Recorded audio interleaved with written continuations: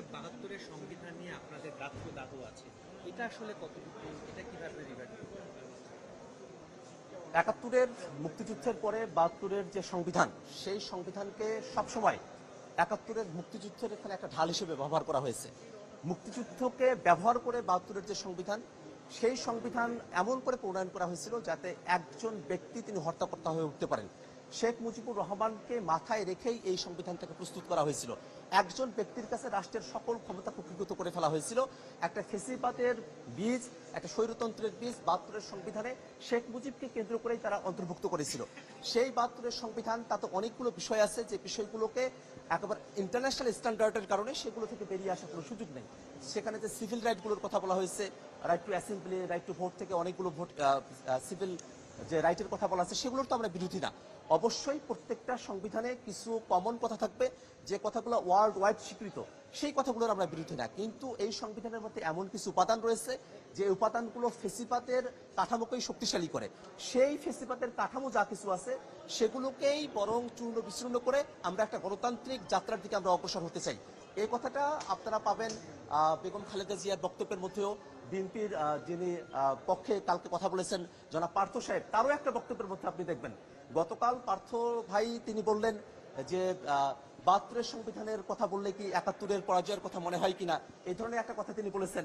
অথচ তারই বক্তব্য আছে তিনি এই ৭২-এর যে সংবিধান সেটাকে তিনি ছুঁড়ে ফেলার কথা বলছেন। আসলে সামগ্রিকভাবে বিষয়টা হলো, যারা যখন ক্ষমতায় থাকেন, বিশেষত 2/3 মেজরিটির ক্ষমতাটা হন, তখন তারা নিজেদেরকে সংবিধানের মালিক বলে মনে করেন আর কি। যেহেতু নিজেদের মতো করে সবকিছু করা যায়, এই কারণে এখন তারা সংবিধানের পক্ষে এমন করে কথা বলছেন। বাস্তবতা হলো, কালকে পার্থ ভাই নিজেও স্বীকার করেছেন যে আমরা একটা কোয়াজাই কনস্টিটিউশনাল পরিস্থিতির মধ্য দিয়ে যাচ্ছি, এবং আমরা কিন্তু তাদের পজিশনটা কিন্তু তাদের জায়গা থেকে কন্ট্রাডিক্টরি। কিন্তু আমরা যে পজিশনটা নিয়েছি, আমরা বারবার বলছি এটাই বাস্তবতা, যে আমরা 5 আগস্টের পরে একটা এক্সট্রা কনস্টিটিউশনাল ফর্মুলার ভিতর দিয়ে আমরা যাচ্ছি, যাতে আমরা সংবিধানের ভিতরেই সবকিছু করছি ব্যাপারটা এমন না, আবার সংবিধানটাকে পুরোপুরি আমরা সেটে ফেলেছি বিষয়টা এমনও না। অর্থাৎ একটা সমন্বয় চলছে। এই সমন্বয়টুকু বিএনপি তারা তাদের মতটুকু, যতটুকু তাদের ফেভারে যায় ততটুকু তারা করছে। কারণটা কি, দেখবেন যে এখানে যারা মন্ত্রীরা আছেন, সংবিধান অনুযায়ী কিন্তু তাদের প্রত্যেকের অফিসে মরহুম শেখ মুজিবুর রহমানের ছবি ঝুলানোর কথা, তারা কিন্তু কেউ মরহুম শেখ মুজিবুর রহমানের ছবি সেখানে ঝুলাচ্ছেন না। অর্থাৎ সেই জায়গাটাতে যেহেতু তাদের দলীয় ফিলোসফির সাথে সেটা সংগতিপূর্ণ নয়, সেখানে তারা সংবিধান মানছেন না। যেহেতু ৭২-এর যে সংবিধানের যে মূলনীতিগুলো আছে, ধর্মনিরপেক্ষতার কথা আছে সেখানে, কিন্তু বিএনপির যে সংবিধানের যে মূলনীতি, সেখানে আল্লাহর উপর পূর্ণ আস্থা এবং বিশ্বাসের কথা আছে। আপনারা সংসদ ভবনের ভিতরে যান, সংবিধান কিন্তু এখনো পর্যন্ত রিরাইট করা হয় নাই।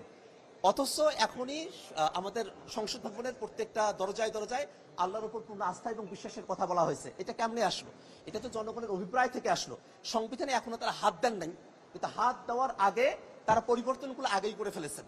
পরিবর্তনগুলো তারা আগে করেছেন কারণ অতটুকু তাদের দলীয় নীতির সঙ্গে যায়। যতটুকু দলীয় নীতির সঙ্গে যায় ততটুকু তারা মানবেন, আর যতটুকু তার দলীয় নীতির সঙ্গে যায় না, তাদেরকে আষ্টে পৃষ্ঠে বেঁধে ফেলতে পারে তাদের ক্ষমতা কাঠামোকে। অর্থাৎ সাংবিধানিক প্রতিষ্ঠানগুলোতে যদি একটা নতুন ভোটের মাধ্যমে নিয়োগ হয়, তাহলে বিএনপির বা প্রধানমন্ত্রীর একক কর্তৃত্ব থাকবে না, এই ভয়ে তারা সেটা মানতে চান না। তত্ত্বাবধায়ক সরকারের যে ফর্মুলা, সেই ফর্মুলায় তাদের মতো করে যদি হয়, তাহলে তাদের যে বিচারপতি থাকবেন, সর্বশেষ বিচারপতি, তিনিই পরের তত্ত্বাবধায়ক সরকারের প্রধান হবেন, এই সুবিধাটা তারা নিতে চান। আবার যে উচ্চকক্ষের কথা বলা হয়েছে, সেই উচ্চকক্ষে ভোটের পিয়ার অনুযায়ী তারা আর করতে চান না। এই কারণেই তারা একটা হযবরল অবস্থা তারা তৈরি করেছেন। তারা আসলে একটা অসমন্বয়ের মধ্য দিয়ে যাচ্ছে। কি বুঝলেন ভাই? অনলি যেটাই চাই। গতকাল শেষে স্পিকার যেমন করে বলেছেন আর কি, তাতে করে আসলে জিনিসটা আজকে তিনি কন্টিনিউ করবেন কি করবেন না, তাতে একটা অস্পষ্টতা থেকে গেছে। যদি আজকে মাননীয় স্পিকার তিনি যদি গতকালের যে মুলতবি প্রস্তাব, তার উপরে যদি আজকে আরো কিছু কথাবার্তা তারা নেন, সেক্ষেত্রে আমরা আমাদের তরফ থেকে আমাদের যে বক্তব্যগুলো আছে সেগুলো আমরা উপস্থাপন করব। গতকাল মাননীয় বিরোধী দলীয় নেতার যে বক্তব্য, সেটাকে আইনমন্ত্রী যে বিস্কট করেছিলেন, সেই বিষয়টা নিয়ে আমরা প্রসঙ্গ আজকে উত্থাপন করবো, এবং আরো সামগ্রিক যে বিষয়বস্তুগুলো রয়েছে সেই বিষয়গুলো নিয়ে আমরা তাদেরকে বিষয়গুলো জানাবো। সংশোধন এবং সংস্কার, এই দুটো শব্দের দিকে যদি আমরা তাকাই, ইংলিশ করতে গেলে একটা হয় অ্যামেন্ডমেন্ট আর একটা হয় রিফরমেশন। অ্যামেন্ডমেন্ট হচ্ছে যা কিছু বেসিক আছে সেই বেসিকটাকে ঠিক রেখেই, বেসিক ভিত্তিমূলটাকে ঠিক রেখে আদার্স কিছু জিনিসে কিছু পরিবর্তন দিয়ে আসা। আর সংশোধন বা সংস্কার এবং যেটা রিফরমেশন, রিফরমেশনটা হচ্ছে একেবারে গোড়া থেকে পরিবর্তনটা করা, একেবারে ভিত্তিমূল থেকে পরিবর্তন করা। এটা সম্ভবপর করার জন্যই তো সংবিধান সংস্কার পরিষদের ব্যাপারে রাজনৈতিক দলগুলো আমরা একমত হয়েছিলাম। যদি সেটা সম্ভবপর না হয় তাহলে আমরা যে গাঠনিক ক্ষমতাপ্রাপ্ত সংবিধান সংস্কার পরিষদের কথা বলেছিলাম, যে পরিবর্তনগুলো আমরা চেয়েছিলাম, সেই পরিবর্তনগুলো আসলে সাসটেইন করা সম্ভবপর হবে না। যে আদেশের ব্যাপারে আজকের আইনমন্ত্রী, যিনি সেই সময়টাতে অ্যাটর্নি জেনারেল ছিলেন, তিনি নিজেই এটার পক্ষে এক্সপার্ট প্যানেলের থেকে বক্তব্য দিয়েছিলেন। তিনি আজকে যদি সরকারি দলের ফোরামে গিয়ে আজকে এই আদেশটাকে তিনি অবৈধ বলেন, সেক্ষেত্রে বিষয়টা দাঁড়ায় যে নিজেই নিজের বক্তব্যকে উইথড্র করে নেওয়া। এখন তারা যদি তাদের বক্তব্যকে এইভাবে উইথড্র করতে থাকে, তাহলে তাদের প্রতি জাতির কনফিডেন্স কিভাবে থাকবে? তারা যে সরকার পরিচালনা করতে পারবে নিজের এক কথার উপরে থেকে, সেটা তো আর এখানে বাস্তবসম্মত হয়ে দাঁড়ায় না। তো এখন সংশোধনী আলাপটা তারা নিয়ে এসেছেন। অথচ ঐক্যমত্য কমিশনে আমরা সকলেই একমত হয়েছিলাম যে গাঠনিক ক্ষমতাপ্রাপ্ত সংবিধান সংস্কার পরিষদই হবে সংবিধান রিলেটেড যে পরিবর্তনগুলোর কথা আমরা বলছি, মৌলিক পরিবর্তন, সেগুলোকে স্থায়ী ভিত্তি দেওয়ার উপযুক্ত প্ল্যাটফর্ম। তো এই যে প্রস্তাবটা দেওয়া হয়েছে, এই প্রস্তাব আপনার প্রত্যাখ্যান করছেন কিনা বিরোধী দল? আমরা জানিয়েছি যে গতকালের আলোচনাটা ছিল সংবিধান সংস্কার পরিষদের বিষয়ে। যদি সংবিধান সংস্কার পরিষদ গঠনের বিষয়ে কোনো কমিটি করা হয়, সেটার ব্যাপারে আমরা ইতিবাচকভাবে সেটাকে দেখব, কিন্তু কোনো সংশোধনের যে কমিটি, সেই জিনিসগুলোকে আমরা মনে করি একটা শুভঙ্করের ফাঁকি সেখানে রয়েছে, এবং সেই তার মধ্য দিয়ে আসলে তারা তাদের মতো করে তাদের দলীয় যে এজেন্ডা যেগুলো আছে আর কি, সেগুলোকেই তারা বাস্তবায়নের দিকে তারা অগ্রসর হবে।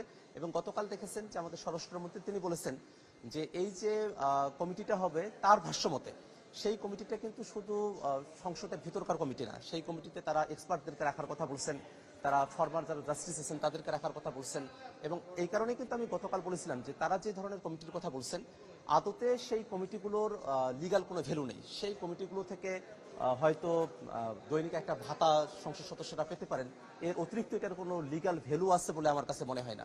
সেক্ষেত্রে এই সংবিধান রিলেটেড যে বিষয়গুলো আছে, সেগুলোকে আসলে কিভাবে সুরাহায় পৌঁছানো যায়, সেটার ব্যাপারে একটা দীর্ঘদিনের একটা বিতর্ক ছিল। ঐক্যমত্য কমিশনে আমরা সেই বিতর্কটা সমাপ্ত করেই এসেছি। বিএনপি বলতো যে সবকিছু সংসদে এটা সুরাহা করতে হবে, আর আমরা জাতীয় নাগরিক পার্টির পক্ষ থেকে বলতাম যে গণপরিষদের মধ্য দিয়ে সবকিছু সুরাহা হতে হবে।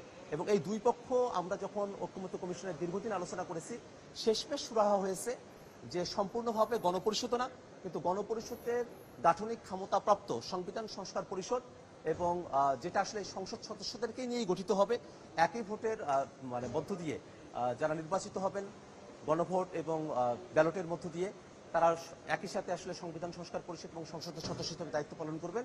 এমন ধরনের একটা রাজনৈতিক সমঝোতা আমরা পৌঁছেছিলাম, যে রাজনৈতিক সমঝোতার মধ্য দিয়ে সংসদ এবং গণপরিষদ এই দুই বিতর্কের বাইরে এসে আমরা সংবিধান সংস্কার পরিষদের কথা বলেছিলাম।